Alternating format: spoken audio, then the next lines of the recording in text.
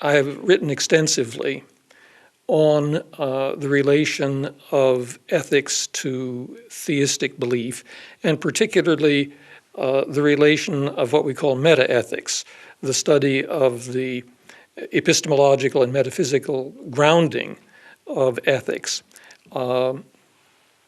Whether ethics is somehow can be seen properly as grounded somehow in God. And in doing that, I distinguish two realms. There are at least two realms of ethical theory to be accounted for. The more fundamental, in my opinion, and the larger, is the realm of value, of what is good and bad, and at bottom, are there things intrinsically good and intrinsically bad? I believe the answer to that question is yes.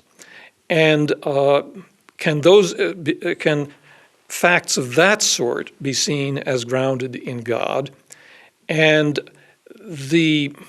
my answer to that is yes.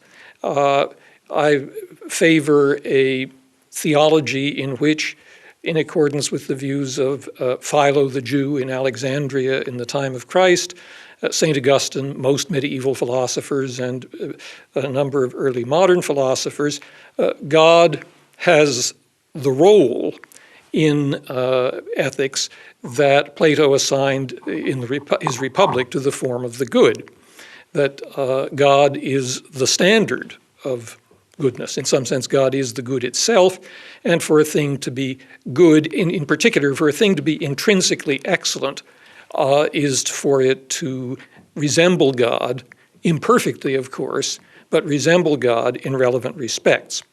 Now, that, I think, doesn't have obvious relations one way or another to Kantian ideas about autonomy, because, frankly, Kantian ideas about autonomy are conceived primarily in relation to moral obligation, which is the other aspect of ethical theory that I try to see as grounded in God. And there I embrace what I call a modified form of divine command theory, according to which what gives a moral rule, shall we say, a moral principle, the force of an obligation is God's commanding it. And at the most obvious level, that is not compatible with Kant's view. It's something that Kant would deny, although the text of Kant on this, as on other points, is not simple to interpret, but I think I'm clearly not being Kantian. I'm certainly not trying to be Kantian on that point.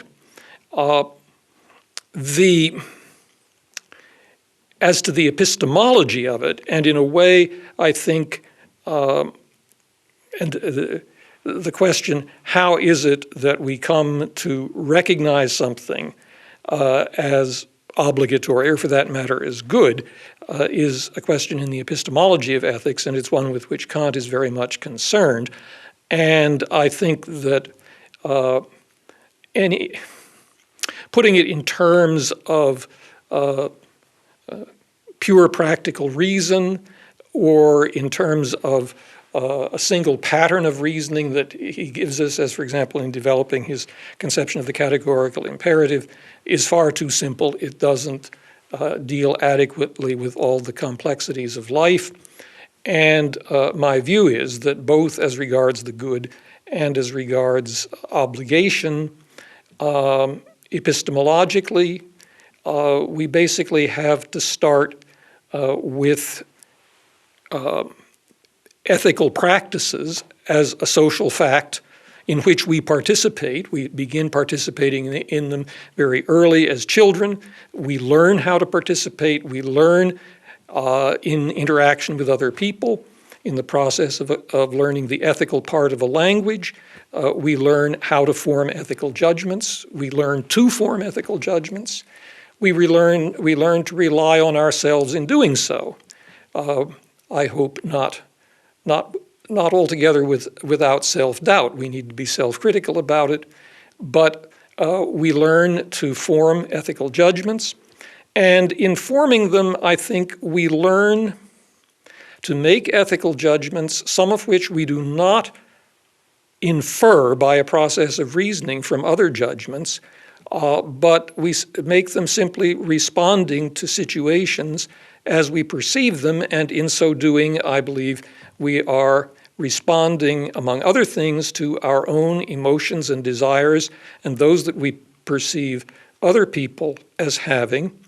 And in doing that, we rely on a skill that we have learned in the course of learning to participate in the practice of ethical reasoning and ethical discourse. That's a very different epistemology of ethics from Kant's, and a more social one.